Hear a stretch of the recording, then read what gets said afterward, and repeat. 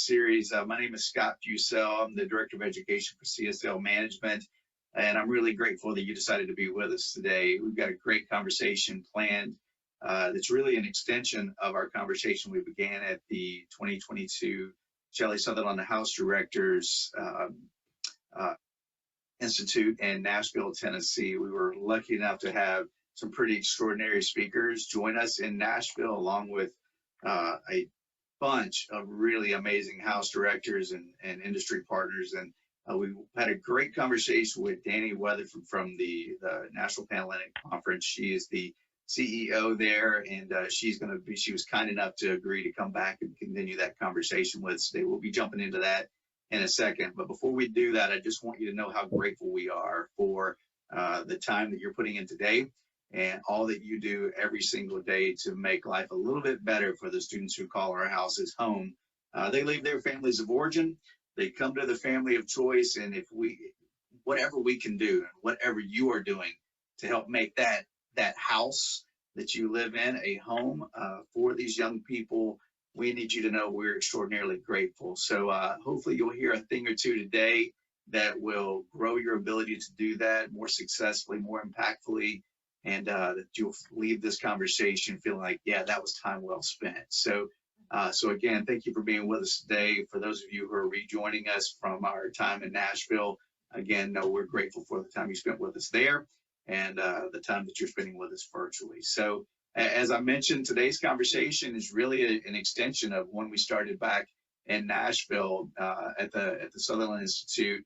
Dani Weatherford is the CEO of the North American, that was last week's webinar of the National Panhellenic Conference, and she is a Delta Gamma from DePauw, and is a great friend to CSL and an incredible friend to the industry. So we're excited to have Dani back to continue the conversation we started a couple weeks ago, or a couple months ago now even, and just are thrilled that you decided to spend some time with us too. So Dani, welcome back, and thank you so much for making this happen for us.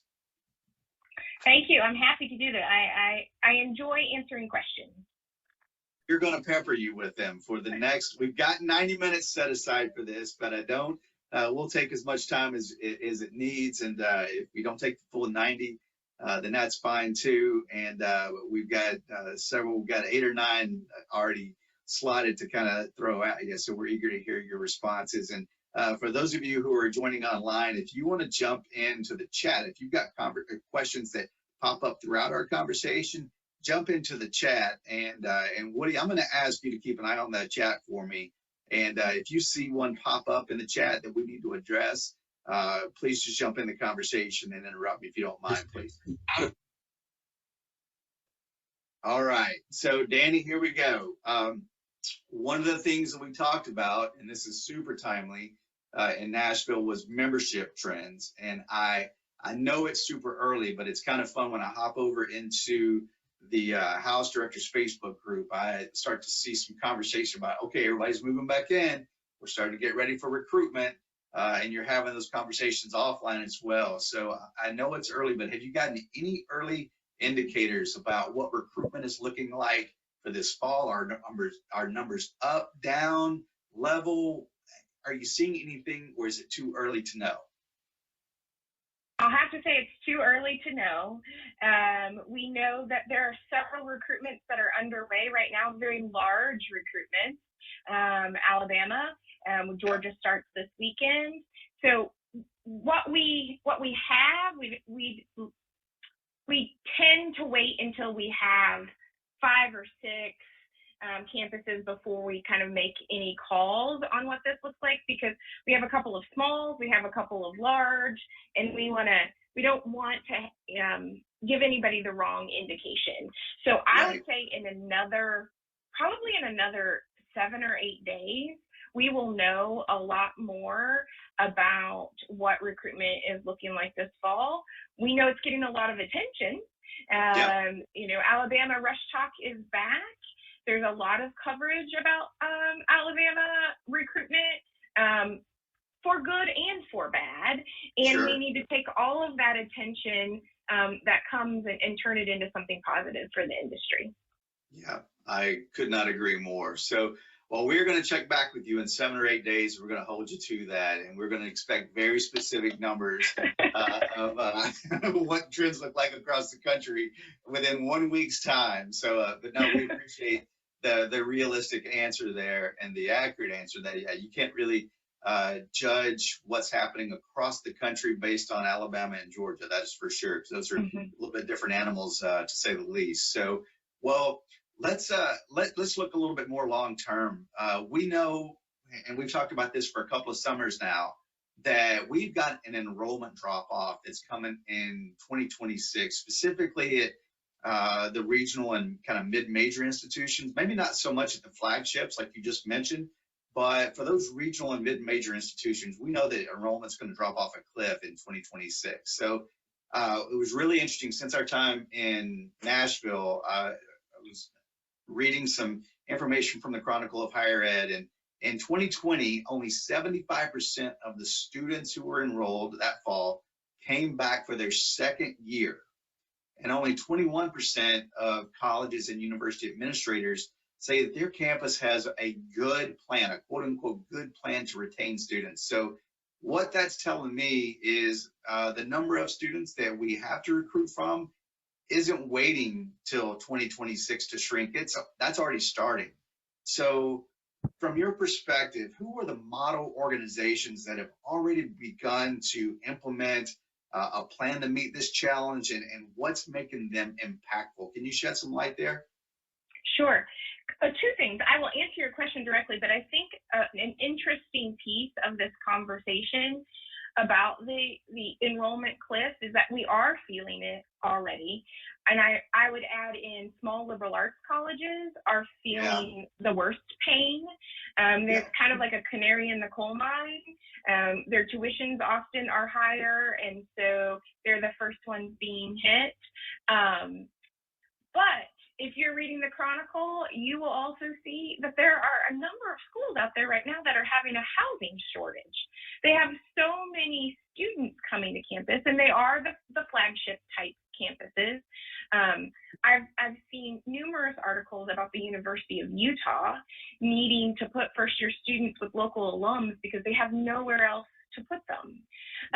So it's this interesting balancing act. The projections do say that enrollment is going to fall off, and we have been seeing enrollment get smaller and smaller. But I do think that it will be at unique types of schools, and we will not see that across the board. And that impacts our recruitment and our membership the exact same way. First question, we talked about Alabama and Georgia seeing record recruitment registration numbers. We will continue to see those. Campus communities grow, and perhaps open for extension. And a campus like Georgia and Auburn, they are looking at extension right now, or at least having initial conversations about it. And that means there's room for growth there because they expect more women to continue to participate. But that's not the same for other regions of the country and other types of schools. What I would say about how we're going about addressing the enrollment decline is that this is a task that our member organizations have specifically charged NPC with. So NPC is responsible for growing the top of the recruitment funnel. If you think of the process like a funnel. So all the potential new members at the top, they register for recruitment. They go to the first round of open houses. They start moving through that funnel to the sisterhood round and the preference round and to bid day. So at the top of the funnel, NPC has been charged with bringing more women into that funnel.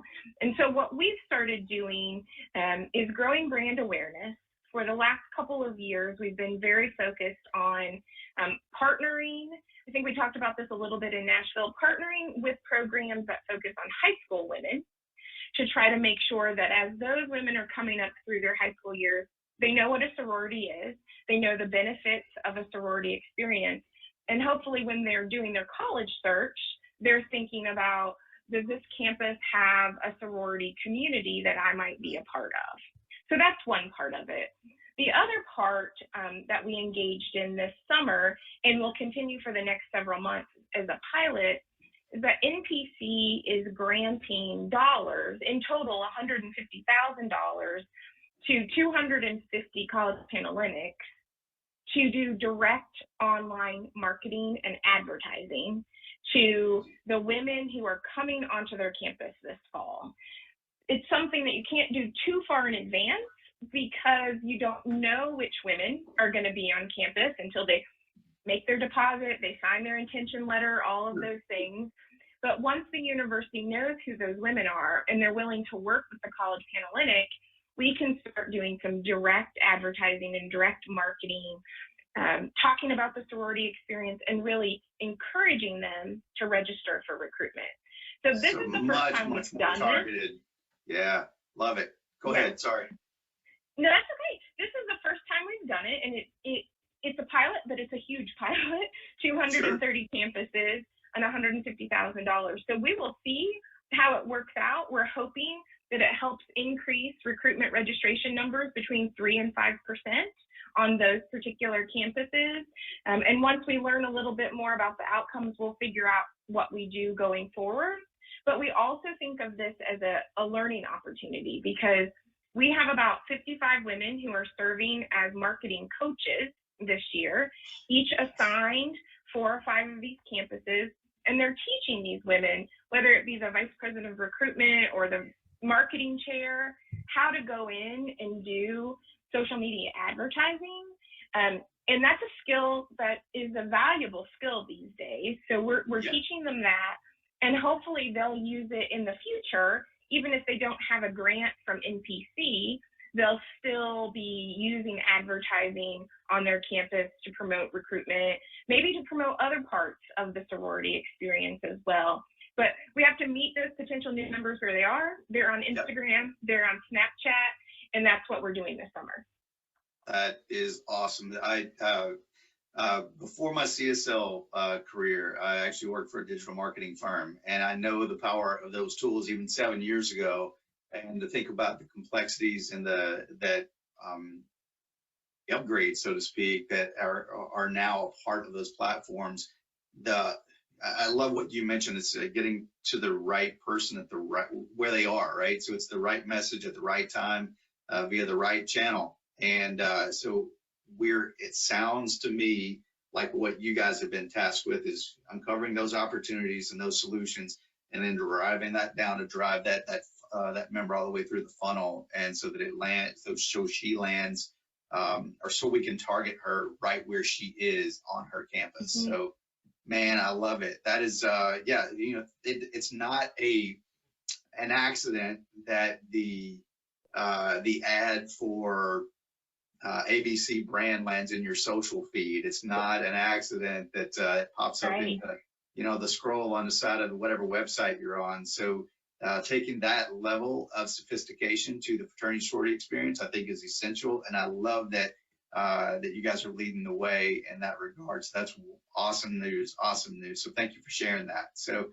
I think about when we're thinking about the schools that are going to be impacted that you kind of shared about it. I think about the Middle Tennessee States, and I think about the DePauls, our alma maters, who could really benefit from these tools, as their enrollment looks like it could be pretty significantly impacted. So just because enrollment's impacted doesn't mean that our membership has to be. We can still meet that need. And I'm of the opinion, I know you are as well, students have never needed the community and the connectivity that our experience offers more than they do right now. So creating these tools with this kind of sophistication to connect today's young person with today's experience that we offer is essential. So thank you for shedding some light on that. So let's stay on this recruitment topic for just a second. I can't help but wonder, what are we doing to make the experience more welcoming, more appealing, and to more students? As we've talked about this, this idea of introducing some more sophisticated tools, but how can we cast a wider net and, so to speak, and really not just the growth place or piece, but how do we create healthier organizations? And I think our organizations get healthier when there are more perspectives more diversity. There's more inclusivity. So to that end, would you share just a few minutes on DE&I, what NPC is doing as a whole, and what are specific organizations working on to create a more diverse, a more inclusive experience for today's students? Sure. I think it's a great question. And it's another one of those topics where there's some separation between the responsibilities that NPC has and the responsibilities that our member organizations have. So Sure. we think about that funnel again, and we think about what happens at the top of the funnel, and that's recruitment. So NPC has been very focused on what we call recruitment reform and making the recruitment experience more welcoming, more inclusive, reducing barriers to entry. So we're spending time talking to college Panhellenics across the country about the cost to participate in recruitment. There are some campuses where it is very expensive to participate, and there is an argument that if you can't afford to participate in recruitment, you may not be able to afford the experience overall. And I understand that. But oftentimes, a college Panhellenic may have a recruitment registration price that they post, let's say in June, and because they want to get people in the line early, and that price goes up in July, and then it goes up another time in August as kind of a late registrant. But Sure. Oftentimes, the women who are the non-likely joiners, who we want to get into our pool, are the women who don't know to register in June. They may not know to actually register for recruitment until they get on campus and they see the sorority women.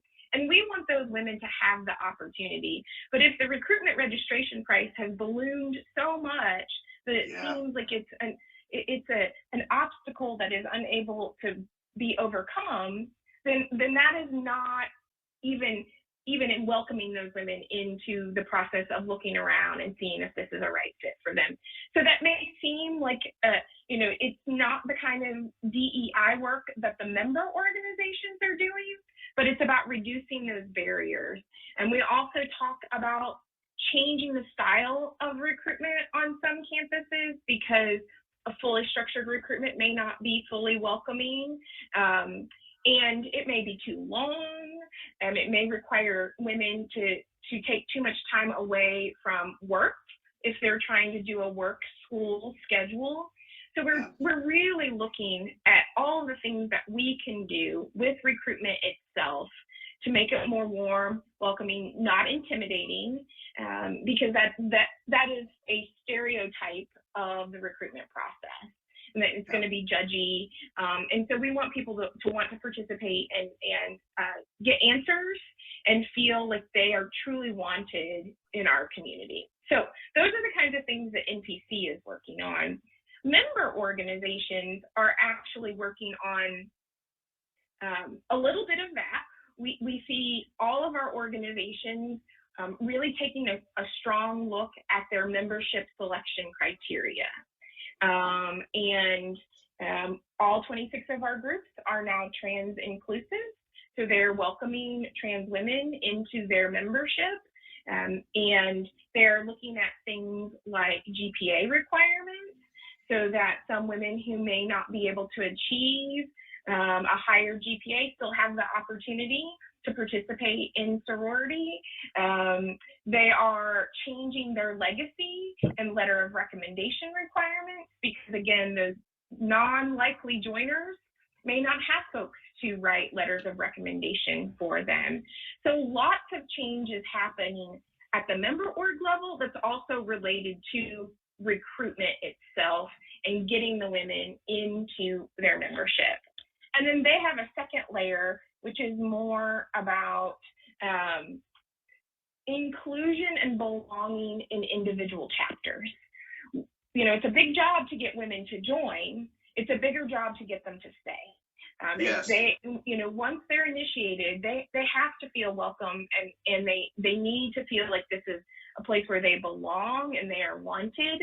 So we have almost every one of our organizations now have committees that are focused on what does belonging mean, How can we work with our chapters, our chapter officers, our chapter advisors, our folks who are working in the houses to understand what it means to create a warm and welcoming environment where women feel like they belong. And the experience itself is looking a little bit different. It may not be that 4-year in-house experience, or I guess mine was 3 years in the house. Sure. But what does it feel like to live in the house and feel like that's where you belong? And also, if you're not living in the house, how do you still feel like you belong and you're an active member of that chapter? So lots of conversations happening in this area. Yeah, you just made me think about when we're talking about an experience that was different from what you and I had, where we lived in for 2 or 3 years. One of the really interesting trends that we saw just over the last few years is, gosh, some of our organizations have gotten so big that only one class can live in the home at a time. So there's, so that group's got to move out for a new group to ever have an opportunity to live in the house for even a single year. So, here we are trying to create a lifelong experience out of a 4-year one. And for many of our members, if we don't do a really wonderful job of helping those out-of-house members feel connected, we're really trying to create a 4-year experience out of a 1-year experience, or excuse me, a lifelong experience out of a 1-year one. So to hear that there's some intentional work being done to develop that sense of belonging and connectivity, it's really wonderful to hear. You got me thinking about, I just got back from our beta convention, and I sat in on a meeting. We were talking about alumni engagement, and all I kept thinking about is kind of, using my story as an example. Obviously a very small sample size, but I think I'm probably pretty standard. Like if you're giving to your community in some way, shape, or form, maybe you're volunteering at church, or you're involved in youth sports or whatever. Like we have a lot of folks, a lot of organizations, a lot of causes competing for our members' time. And so I kept thinking, man, how do we create a meaningful volunteer experience? Because it's not just our members that we're trying to create that sense of belonging for, but it's our alums as well. And so, okay, how do we make it convenient for them to say yes? How do we kind of reshape what the alumni experience looks like and volunteering looks like? Because I may not have time to be your financial advisor or your recruitment advisor, but I've got time to go have coffee with an education major once a month just to see how he or she is doing. That's a really easy, meaningful volunteer experience where I'm actually speaking into the life of a young person. That young person is seeing modeled for him or her what lifelong membership looks like. So this whole idea of convenience, making it easy for me to say yes, and creating the connectivity that we're all so just longing for, we're yearning for. I think I see when I hear you describing what we're doing for students and making it easier for them to say, yeah, I think I will consider recruitment. I hope we're doing that same thing for alums as well. So there's a whole let's be easier to do business with model or idea that I think is happening. And I love the way you described it. We're doing that for young people, that I hope we're starting to give some ideas to that and some thought to that at the alumni level as well. So let me just share one thing. The member organizations are really talking about micro volunteering. So just like you said, not everybody can be the finance advisor. That's a big job. But can you commit 1 month to do something? Like I was talking about earlier, our summer marketing coaches. This is a 3-month gig, and could they give 5 hours a month for 3 months is what we asked them to do. There are plenty of women who can give 5 hours a month for 3 months, and then they might be able to do it again the next year, but they're not going to do anything for us in the interim. So there is a lot of conversation happening about how do we make it easier for our alums to say yes. I love it. I love it. So I want to go back to you dropped that dirty word stereotypes a little bit earlier. And I have to go back to, as we're thinking about recruitment specifically, and how, this is weird to even describe, but we have what we call a living museum here in the Indianapolis area called Conner Prairie, and they were and they're literally dressed up in clothes from the 1800s, and they had an Instagram story today that was poking fun at kind of the outfit of the day post that we see at some of these larger schools, and it's just a trend. It feels like, I'm admittedly a little removed from the student experience, but the last few years that you've seen this start to pop up, and so here they are, kind of really cracking on, okay, well, my day cap was made by my father, my shoes were made by the cobbler down the path or whatever. It's just it's like, oh my goodness, have we gotten to the point where we become an easy target, so to speak? So I know that kind of theme, that trend is not what it's like on every campus, but as we both know, stereotypes are really impactful, especially for those who don't know any better. Like, if that's what you see one place and that's your experience with fraternity or sorority, well, you just assume that that's what it's like in most places. So when it seems like everyone has a megaphone, thanks to social media, how can we create that inclusive environment?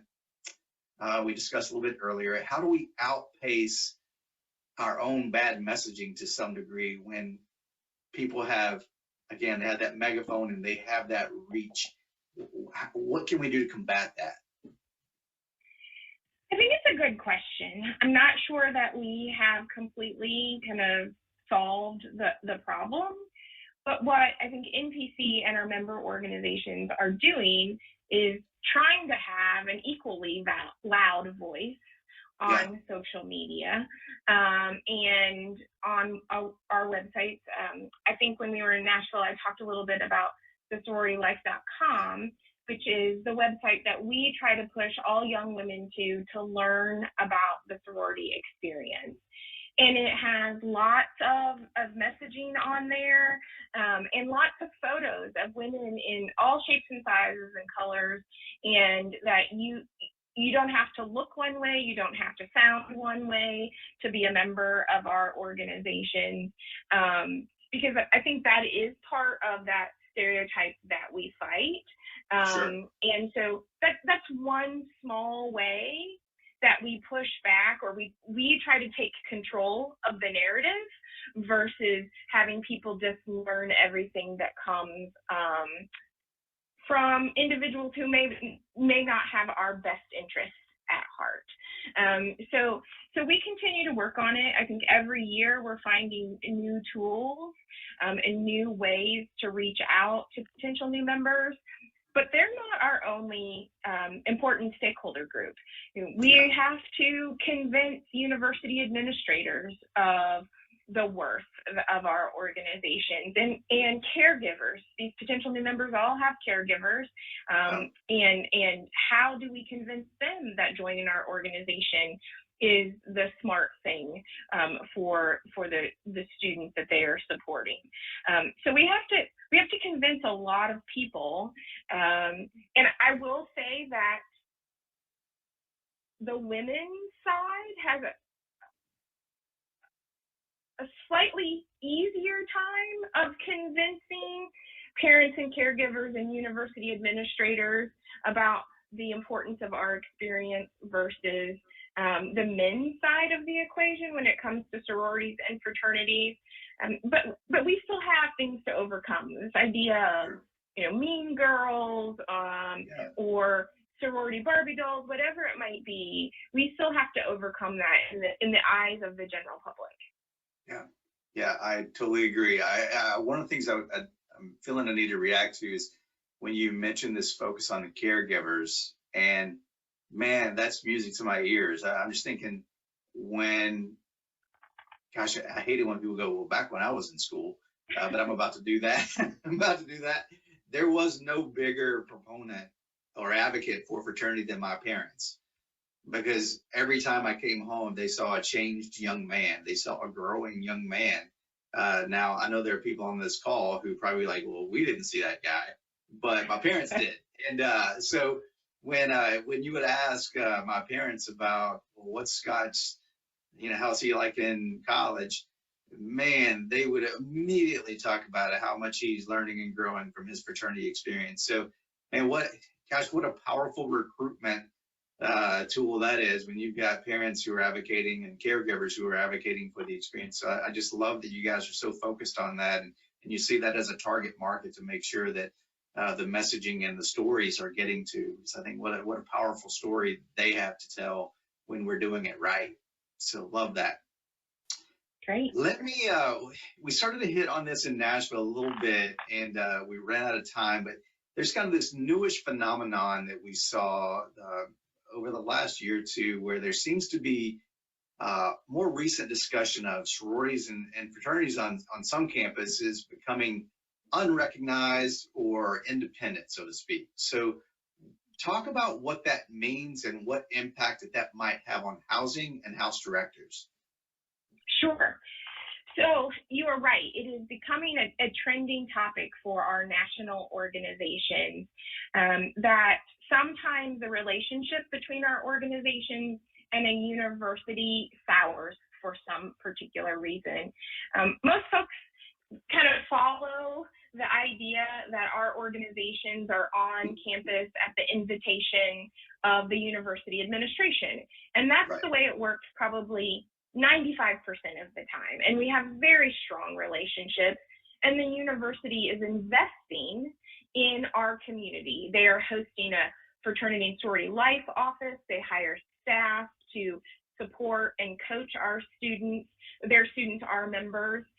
But at some places, our organization started in a separate situation or a different situation where chapters developed without that relationship, without recognition from the university for a number of reasons. Mm-hmm. I will point to Harvard as an example. Sure. In the early 90s, women at Harvard were looking for a women's only experience. There wasn't anything there at that time. They have a long history of having a combination of a women's only college at Radcliffe, at Harvard University, which was men's only. They merge, and the women are still looking for something a little special for themselves. So they reach out to our organizations and say, we want to start some sorority chapters here. And of course, our organizations were excited about that. And as they approached the university said, well, that's fine if our women want to start these groups, but we're not going to support it. Like, we're not going to put money towards it. And so if they want to have a chapter in the community, the Delta Gamma chapter in Cambridge, that's fine. Everything's fine. Now, things changed over time, but that's how it got started. And as we return to Harvard, we're returning to that same type of environment.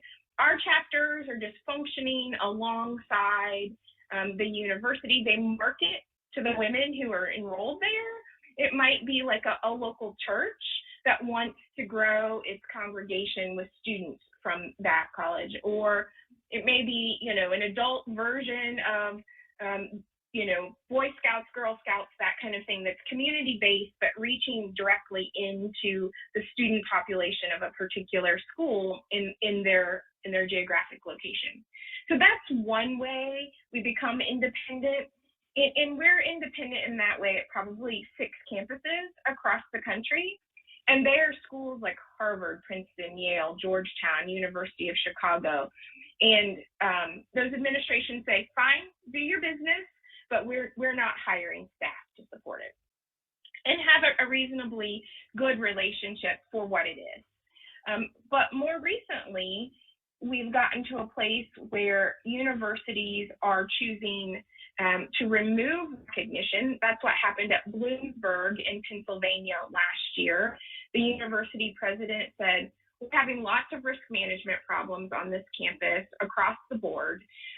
We believe it has to do with fraternity and sorority life, and we are going to withdraw recognition, and we are no longer going to support those organizations with our dollars or our staff.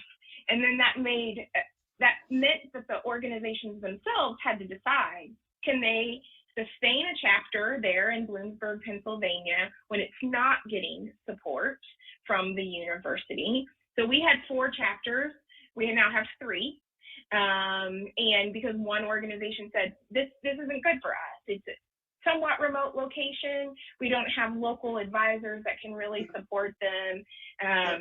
In a portion of the conversation about can they sustain it is about housing. On some of these campuses, have they invested in housing? Is the housing piece an attractive piece of the experience to potential new members, and will that continue to help attract members even if they are slightly separated from the university? A different example is Duke University, and this gained a lot of news attention last year. The university decided it was no longer going to allow first-year women or men to be recruited by our organization. So that really impacts, it's not a 4-year experience on campus, it's a 3-year experience. Now, at Duke, the women's organizations do not have our own housing. These women were living together in dormitories on a particular floor or in a tower of the dorm. And so housing wasn't a particular issue there. But it took our organizations a long time. It took them a full year to say, if we can't recruit first-year women based on kind of the academic calendar at Duke, and when women are mostly studying abroad and then doing internships, and like our experience becomes not just a 3-year experience, it becomes a 1.5-year experience. And so they felt it was so important to be able to recruit first-year students and give those women the opportunity to join our community that they separated from the university and said, we're going to do this thing kind of like at Harvard, where we're going to have our chapters, we're going to have our chapter meetings off campus. We may have to hire our own individual Panhellenic advisor at some hourly rate to help do the things that a fraternity and sorority life advisor would normally do on a campus. And our organizations are having more and more of those conversations when university administrators are creating policies that are not attractive to our organization and really infringe on student freedom of association. Yeah. That is complex, and you simplified that in a way that nobody has done for me previously. That was super helpful. My goodness. Yeah. I hadn't thought about schools like Duke, and you've got internships and you've got study abroad, and how that not enabling us or not allowing us to recruit first-year students, what a massive impact that has on the duration of their collegiate experience. You know, narrowed that down to a 1.5-year experience. That is unbelievable, and that makes it very real. So, gosh, thank you for that, Dani. Yeah, and it also impacts the chapter's ability to grow and maintain. Because if you have women who are really only having a 1.5-year experience, and that's really their sophomore year, maybe one semester of their, like, where do we get our chapter officers? So, we struggle across the country with having sophomore presidents or sophomore VP of recruitment who never participated in recruitment on the active member side of the line. And so the member organizations just know that that's going to be very difficult for them to sustain a chapter when there's so many pressures coming in, and they can't offer the experience in a way that makes it meaningful for the women who want to join. Well, it makes it damn near impossible for there to be any transfer of institutional knowledge. If I'm the recruitment chairman when I'm a sophomore, and my study abroad is when I'm a junior, unless there's been some incredibly refined and well-oiled machine that is officer transition, that knowledge transfer doesn't happen. And Right. so, my goodness, that becomes very complicated. So that is a conversation that we're going to come back to uh, another time, because that's like an entire webinar and interview in and of itself. So um, let me get to a topic we didn't get to at all in Nashville, and it's one that hurts my heart that we're still having to have a discussion around, and that's hazing. I know you guys are doing a lot of work to end hazing on college campuses. Can you tell us more about what you're doing, what your latest efforts are, and how successful we have been, and maybe what some of the challenges are going forward? Yeah, it's a large effort, and it's not ours alone. Right. We work with our friends at the NIC and also a collection of parents who have Right. unfortunately lost their children due to acts of hazing. And a lot of people can't believe that they're working with us, because there are other parents. I will be completely transparent. There are other parents who have lost sons to hazing, and they will not work with us. And they make it very well known that they don't want to work with us, and that their goal is to end hazing, but it's also to end fraternity and sorority life. The parents that we work with, many of them are members of our organizations. Many of them support the opportunities that should come from our organizations. And so they work with us on two fronts. One, traveling around the country, and during the pandemic, they did it via Zoom, and sharing their story and the story of their sons with students on campus. They also attended a lot of fraternity conventions and shared their story, and making it personal. We all know that you can hear a lot of statistics and you might think about it for a few seconds and move on. But as they tell the story of these human beings and the trauma that they suffered, Yeah. that hits people a little bit differently. It's a different type of learning experience. So they do that. And it's not easy for them to retell those stories over and over, but they're committed to helping others learn. The other piece that we're working on is really changing laws about hazing. And we do this at both the federal and the state level. There are federal laws around college reporting of crimes. There's the Clery Center, where that they kind of regulate what a university has to report about the crimes happening on their campus. So if you're a potential new member, you're a caregiver, you want to know, is this a safe campus or not? Universities don't have to report hazing as a crime.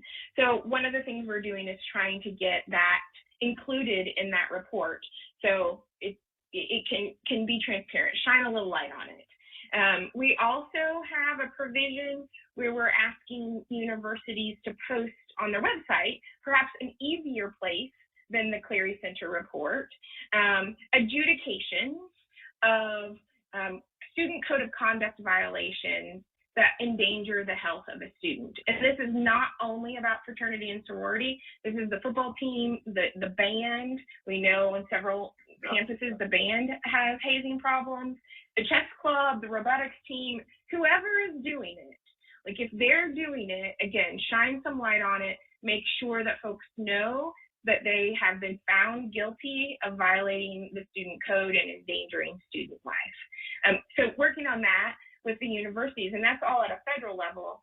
And then we've been targeting a lot of different state legislatures to try to change the hazing laws. And that's where we talk about criminal accountability and increasing the crime of hazing from a misdemeanor to a felony, and making sure, particularly if there's forced consumption or a blood alcohol content is shown to be at an extremely high level, that is treated as a felony versus a misdemeanor. The Groovers, Steve and Rhiannon, they lost their son Max at LSU, and they would go to the state legislature in Louisiana and say, currently, or when Max died, there's a harsher penalty for having too many chickens in your backyard than there was for killing a student through hazing.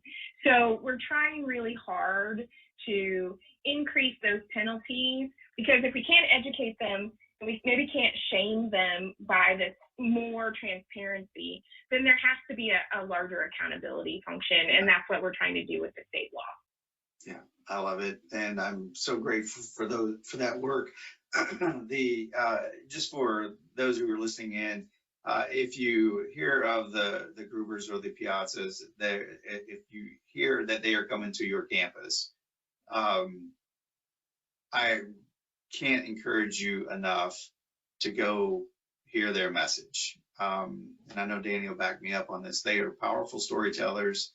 Obviously, we would love them not to have their story to tell, but if you get a chance to go hear them share their son's stories, either Max or Tim, who we lost at Penn State, they are extraordinary people doing extraordinary work and a really painful story to tell. But really want to encourage you to go listen to them if you get a chance to see them at your campus or a campus nearby. They are powerful, and they are incredible people for doing the work that they do and kind of joining with us to do this work. So one of the things that you just mentioned were, we know hazing is in the band and the athletics and clubs and whatnot. It's not just on the college level. We know a lot of this stuff is happening before it gets to campus, and high school bands or high school sports and clubs. But so we inherit some of this stuff, so to speak. It doesn't make it okay for us to perpetuate it for sure. But we know that mental health is another significant issue that is present in our high schools, and it's coming to our campuses. And I mentioned the Chronicle of Higher Ed earlier, and a stat that I read just last week is 22% of college students describe their mental health as poor, it's quote unquote poor, and 37% of high school students report their mental health was not good during most or all of the pandemic. So with all of that to consider, knowing that those challenges face our current and potential members, what is our community doing as a whole, and which organizations and what are specific organizations doing that you're hearing that's where they're really excelling when it comes to supporting the mental health of our collegiate members? What are you seeing out there? Yeah, I think everybody's having deep conversations about this and how they can help their members. We know that on college campuses, there are long lines to get in to see mental health professionals in the wellness center or in the women's center or wherever they will be. The students complain about this often, that when they know that they need help, they have a hard time getting help. Yep. And so what our member organizations are trying to do is to provide auxiliary assistance. A few years ago, we had a member organization that was considering hiring somebody on full-time staff to provide that kind of assistance. And they were trying to figure out how they make it work. One person in one location, you've got, women all across the country in 4 different time zones. Could they do that? I think where most organizations have gone is to partner with an outside provider of kind of on-demand mental health counseling services. So I know that there are multiple, but the one that kind of is in my brain today is Talkspace. And this is an organization that's promoted outside of fraternity and sorority life. I see commercials with Michael Phelps often talking about Talkspace. And it's a partnership between the organization and this mental health counseling company where you can call up, you can text, you can have a chat on your phone, and the students can get assistance when they need it in real time, and then perhaps transition if they need to from the person that they're talking to on their phone to maybe a person who is on campus or is local. But the Talkspace or those other companies provide kind of what you need immediately and help guide that student to what is the best care for them more locally and in person. So I know our organizations are using tools like to provide specific care for their members. Yeah. Yeah. I think, yeah, Talkspace is super common. I remember Casey Keller was telling me that when they first started offering that at Sigma Kappa, the need so greatly outpaced what they had, what they were offering, that like, okay, that's when they started to have the housing organization and the foundation and the fraternity, if I'm not mistaken, all started to had to partner to meet the need. Yeah. So it's just, it's actually, that's a good example where organization, housing, and foundation all have to work together to meet a very specific need or challenge that our young people have. I think it also exhibits kind of the leadership of our organizations, because we are not mental health experts. Nope. We are experts in sorority, but we know that part of our job is to support our members, and yep, we're not going to try to do it kind of on the back of a napkin. We want to go out and find the best partners to provide the best support, and so the organizations have made that decision to invest, and like you said, they need that partnership from all three kind of branches of the organization to make it work and provide what is needed. So they're thinking strategically, they're thinking with care in mind, and they're investing in the experiences, in the tools that will help make the experience better. Yeah, I love it. There's definitely a stay in my lane aspect to this that's really important. Like we aren't asking anybody to be mental health experts, but there is a humanity piece, and there's just an awareness that we can create within our volunteer structure, our house directors, and our staffs, where that, if we see a student that's in distress, we can at least identify that. So in addition to Talkspace and some of those platforms that you discussed and that we're making available to members, I don't know anybody who didn't have an incredible experience when Will Frankenberger presented this summer and did mental health first aid as a pre-conference opportunity for our attendees. And you've got other groups that are doing, if you go to your local counseling center on campus, there's probably somebody there that can do QPR training for your house directors or for volunteers. So again, gosh, I think you hit the nail on the head when we say we're not asking anybody to be a mental health expert, but if we can provide a little bit of resources to either, it's easier to get to what you need, or we can provide something that helps you identify a need, man, that's where we need to be. And and I love that so many of our organizations are headed down that path, because we've got too many of our members who are struggling, and everybody's fighting a battle we know nothing about, and we've got to come alongside them to really care for the injuries we can't see, so to speak. So, okay.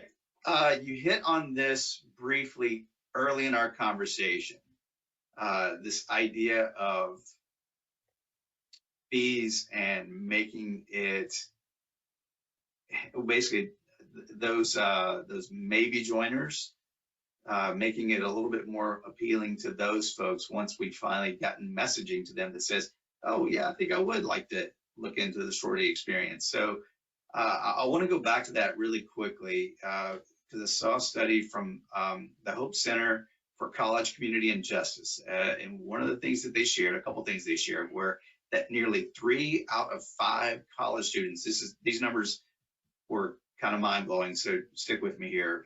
Nearly 3 out of 5 college students experienced basic needs insecurity since the start of the pandemic.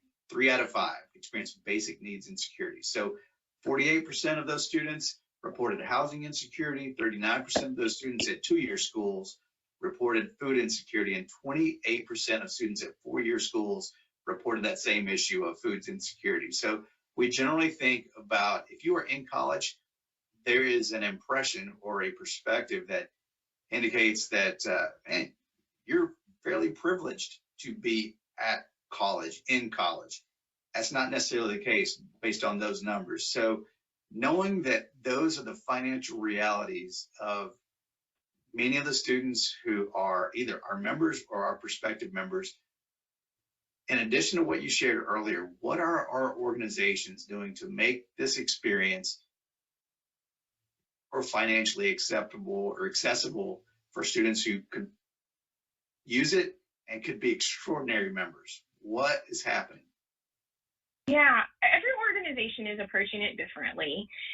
But the pandemic actually brought on kind of a need to do things differently in a lot of ways. We could talk about recruitment, we could talk about finances, housing, but they're looking at it differently and trying to move away, or at least some organizations, from kind of a one-size-fits-all pricing model. During the pandemic, you had some women who were actually living on campus and doing virtual classes, other women who were living at home and doing virtual classes. And so we had to start looking at how we classified our members and the costs that they seemed reasonable for them in the different types of classifications. When I was a student story, but when I was a student, you were either an active member and you lived in the house and you had a particular cost, or you were on study abroad or a student teacher, and that was the only other category that you could be. So organizations are trying to figure this out a little bit differently. You know, some of it is about, on some campuses, even if you don't live in the house, you have to have a meal plan for a certain number of meals. Is that what we're going to continue to do?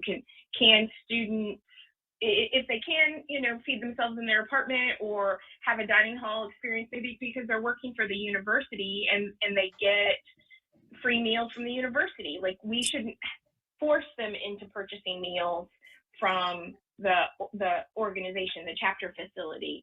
And if students are working or taking classes part-time for one semester because of an issue at home, can their dues go down? And so they're all having these conversations, and I think it depends on how the organization sets its due structure originally, how much is paid to the national organization, how much is paid locally to the chapter, and where can they make adjustments, whether it's one-time adjustments or annual adjustments. So I know that they're having this conversation. Yeah. Gosh, whether it's this piece or recruitment or officer transition, I keep going. We're having to get creative. We're having to do things differently. I keep thinking back to the rubber band analogy. Like, a rubber band only works when it's stretched. And I feel like our organizations are being stretched right now, and it's really encouraging and dictating that we get creative in how we remain relevant and how we remain accessible to students who badly need this experience and are yearning for it. So I love the flexibility that our organizations are beginning to show, because I think in general, I don't know that it's ever been being nimble is not something that I think we've necessarily been known for. So starting to see some of that flexibility, that creativity is a really wonderful thing to hear. Yeah, I think you used two really important words: relevant and accessible. And nimble, we're trying to get there in every way. And this is not an easy time for our organizations.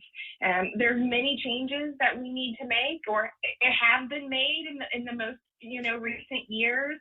And I'm really proud of the leadership of our individual organizations, because they're not shying away from it. They're looking at it head on. They're figuring out where they can be experts and make decisions and provide services.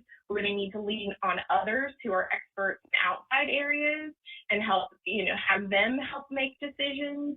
And, they're deciding, are there things that their organization has always done, like a legacy policy that they need to get rid of? They're making hard decisions. Yeah, I love it. Again, rubber bands only work when they're stretched, and I feel like we are being stretched in really wonderful ways right now. And all the things that you just discussed are we're changing in really wonderful ways because of it, it feels like. So we talked a lot about some pretty difficult issues and topics today.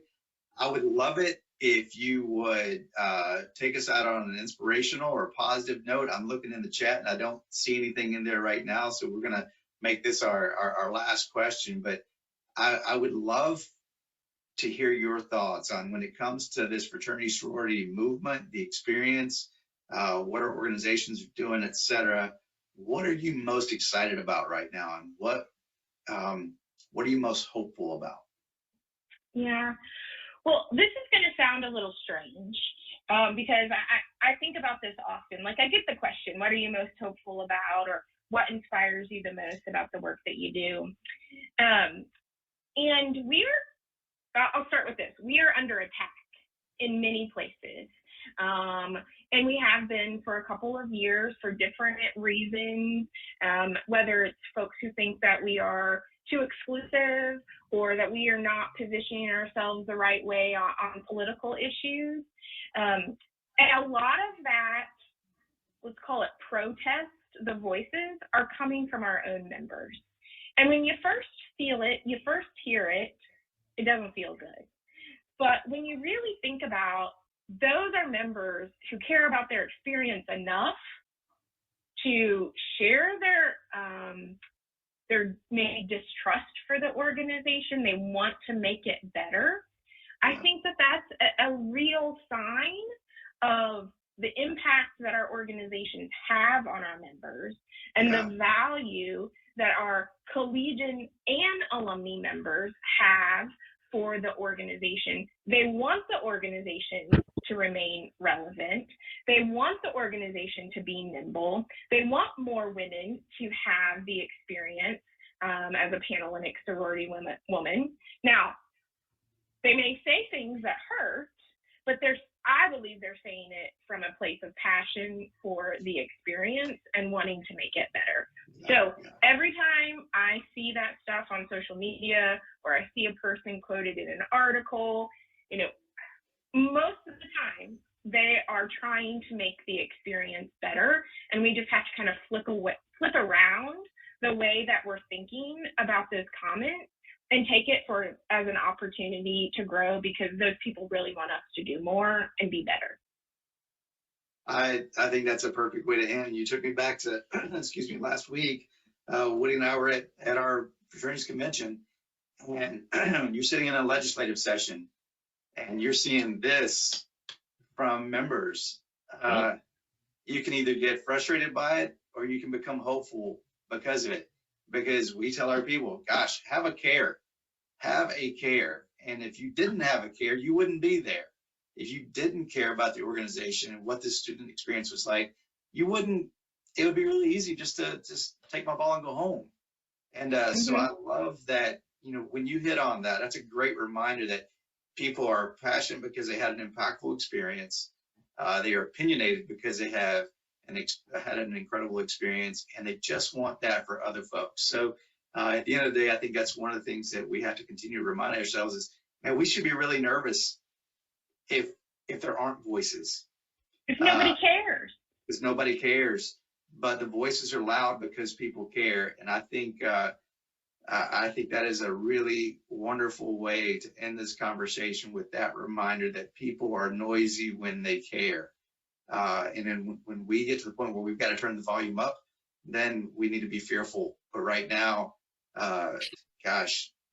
let the opinions reign, and let's continue to hear all perspectives, because I think we're in a really interesting time in fraternity and sorority, and in terms of that nimble piece that you talked about and the changes we have to make, and coupled with, man, we've got students coming to our campuses who badly need exactly what we have to offer. And so there's a gap, there's a need that we can meet in a really extraordinary way. Danny, I can't thank you enough. Go ahead, Woody.